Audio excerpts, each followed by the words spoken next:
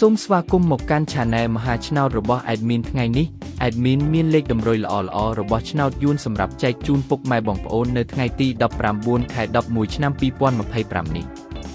ដូចនេះ Admin មិនចង់ឲ្យចំណាយពេលវេលារបស់ពុកម៉ែបងប្អូនយូរតោះយើងមកតាមដានលេខតម្រុយរបស់យើងទាំងអស់គ្នាសម្រាប់លេខតម្រុយ2លេខមានលេខ31លេខ83សម្រាប់លេខតម្រុយអូស2លេខមានលេខតម្រុយទី1រអូស30និងលេខតម្រុយចុងក្រោយអូស80សម្រាប់លេខតម្រុយ3លេខមាន765គុណនិង113គុណសម្រាប់លេខតម្រុយថ្ងៃនេះ Admin សូមជូនពរឲ្យពុកម៉ែបងប្អូនជួបតែសំណាងល្អទាំងអស់គ្នាហេងមានលាភមានជ័យ